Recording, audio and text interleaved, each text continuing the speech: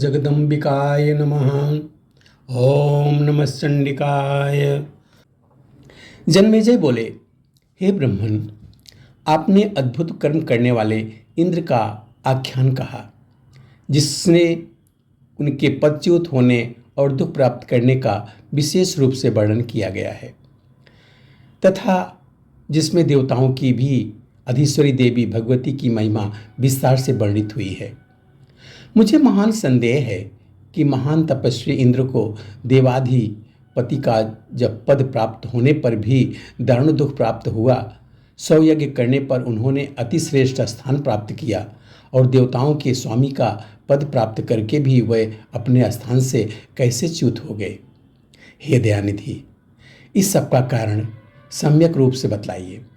हे मुनिश्रेष्ठ, आप सब कुछ जानने वाले और पुराणों के प्रवर्तक हैं। महापुरुषों के लिए आपने श्रद्धालु शिष्य से कुछ भी अकथ्य नहीं होता। इसलिए हे महाभाग, मेरे संदेह का निवारण कीजिए।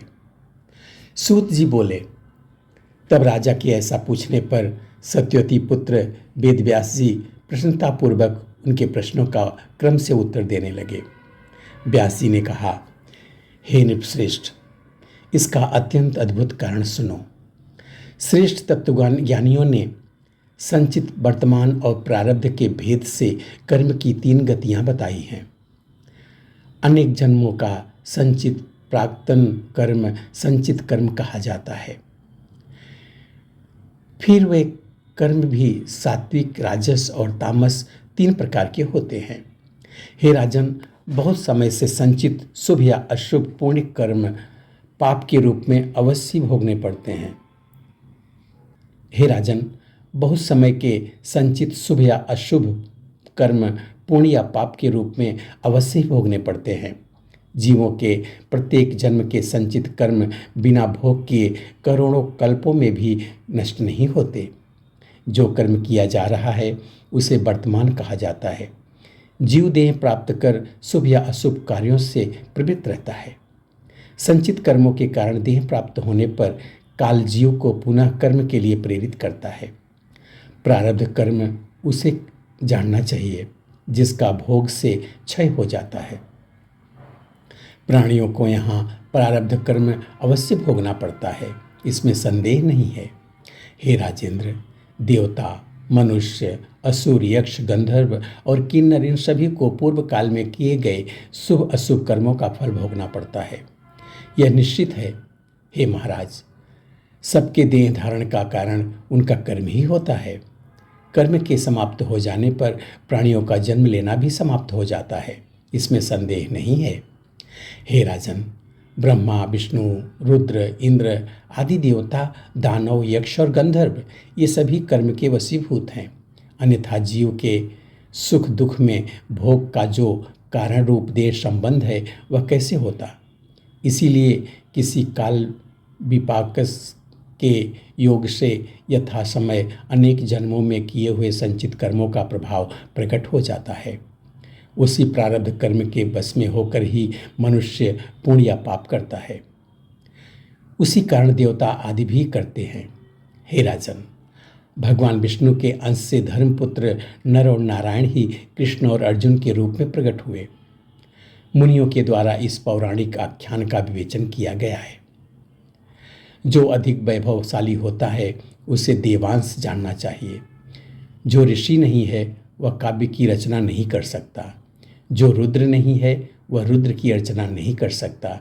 जिसमें देवांश नहीं है वह अन्नदान नहीं कर सकता, और जिसमें विष्णु का अंश नहीं है वह राजा नहीं हो सकता।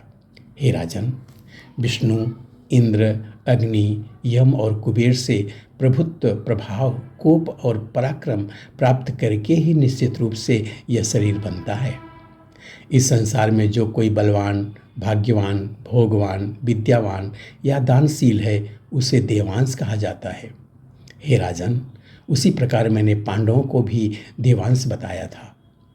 वासुदेव श्री कृष्ण तो नारायण के अंश और उन्हीं के समान कांति युक्त थे।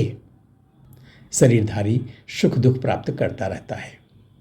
कोई भी प्राणी स्वतंत्र नहीं है, बल्कि सदैव दैव के अधीन रहता है।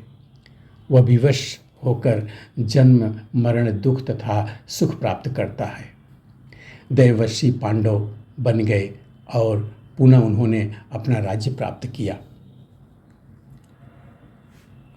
वहाँ अर्जुन ने अजितेंद्रिय पुरुषों के लिए दुष्कर तपस्या की। तब संतुष्ट होकर देवताओं ने उन्हें कल्याणकारी वरदान दिया। उस वनवास और नरावतार में किया गया पुण्य कहाँ गया? नरावतार में उन्होंने बदरिकाश्रम में उग्र तपस्या की थी, परंतु अर्जुन के रूप में उन्हें उस तपस्या का फल नहीं मिला। प्राणियों के देह संबंधी कर्मों की गति अत्यंत गहन है। यह देवताओं के लिए भी दुर्जय है तो मनुष्यों की क्या बात है। वासुदेव श्री कृष्ण भी अत्यंत संकटमय कारागार में उत्पन्न हुए और वसुदेव के द्वारा गोकुल में नंदगोप के घर ले जाए गए। हे भारत, वे वहाँ 11 वर्ष तक रहे और पुनः मथुरा जाकर उन्होंने बलपूर्वक उग्रसेन के पुत्र कंस का वध किया। तदनंतर अत्यंत दुखित माता पिता को बंधन से मुक्त किया तथा उग्रसेन को मथुरापुरी का राजा नियुक्त किया। पुनः वह मलेक्षराज काल यवन के भय से द्वारका चले गए। श्री कृष्ण ने यह सब महान पराक्रम दैव के अधीन होकर ही किया। वही जनार्दन श्री कृष्ण द्वारका में अनेक कार्य करके और प्रभास क्षेत्र में देह का परित्याग करके अपने कुटुंब सहित स्वर्ग चले गए।